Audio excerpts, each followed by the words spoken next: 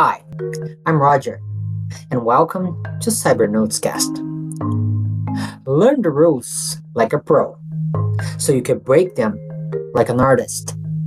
Pablo Picasso.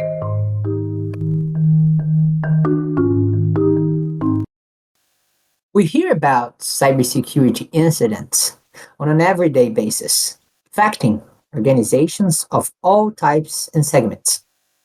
With a greater sophistication of attacks, and even considering a cyber warfare context, the trend in the number of security incidents will increase even more. Many of these cyber attacks have various privileged credentials scattered throughout the infrastructure as an attack vector. According to Verizon, in its data breach investigation report from 2021, 61% of all data breaches served involved privileged credentials. Privileged credentials, administrative accounts, or super users are some of the terms known to refer to credentials that allow human users to have admin accesses, configuration, maintenance, and application of security measures in the environment.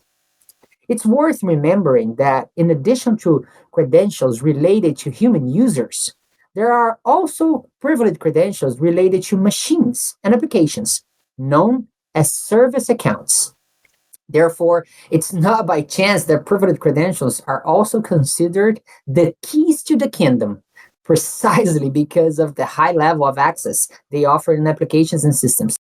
And we're not just talking about the IT environment. Credentials in a finance department's ERP system with permissions to transfer funds from companies' bank accounts, for example, can be considered privileged and must be protected against malicious and unauthorized agents, which can bring great financial losses to the corporation.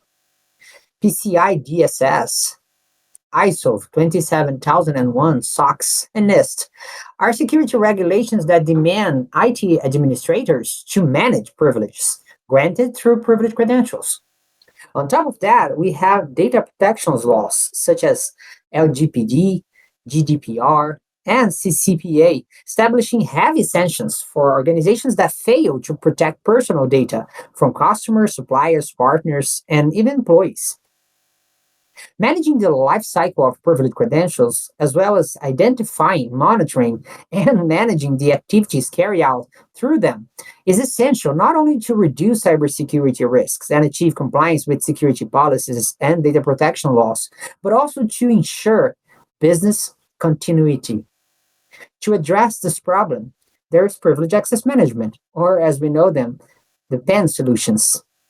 According to Gartner, a PAN solution covers policies, strategies, and technologies with the purpose of controlling, monitoring, and protecting privileged access to critical resources.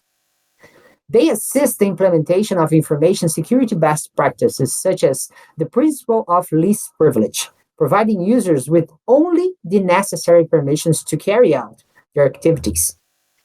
By 2022, according to Gartner, 70% of organizations will implement PAN practice for all their use cases, an increase of 40% comparing to the year before.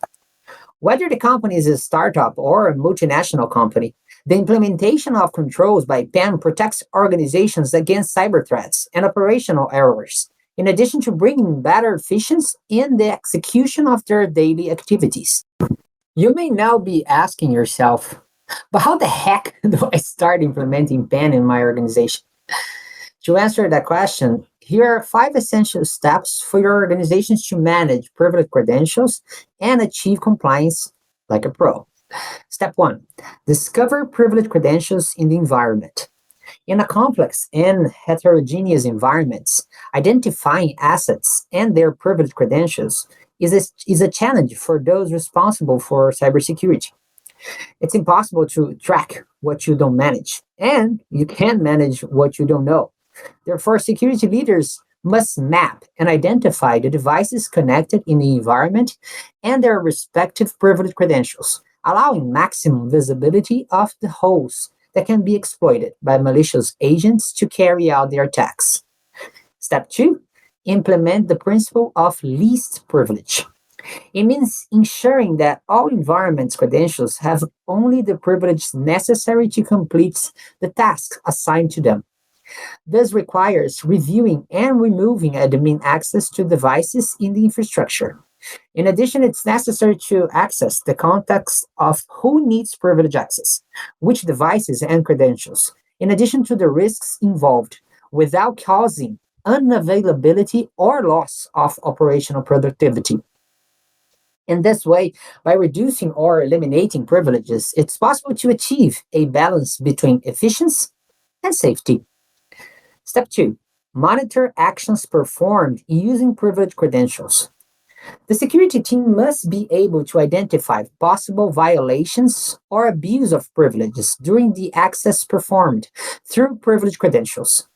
In this way, it's possible to guarantee the traceability of all actions carried out in the environment, optimizing the audit process of operations carried out and obtain operation gains in the incident management process. Step 4. Identify your organization's PAN maturity level. Discovering your PAN maturity level drives operational efficiency within your organization. In the PAN market, you can find free tools to help you measure your company's PAN maturity level. Step 5. Implement a privileged access management solution or a PAN solution. It's impossible to properly manage privileged accesses risks without specialized PAN tools and related processes, given the highly daily volumes of digital accesses that need covering, coming from not just human users, but especially machine ones. Excel sheets cannot keep up with that, and you don't want to risk being the last one to know if the topic is the stolen keys from your kingdom.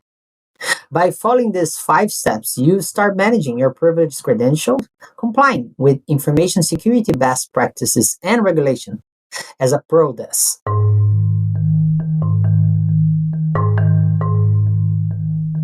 If you liked what you heard, remember to pass it on to those you feel could take something out of it as well.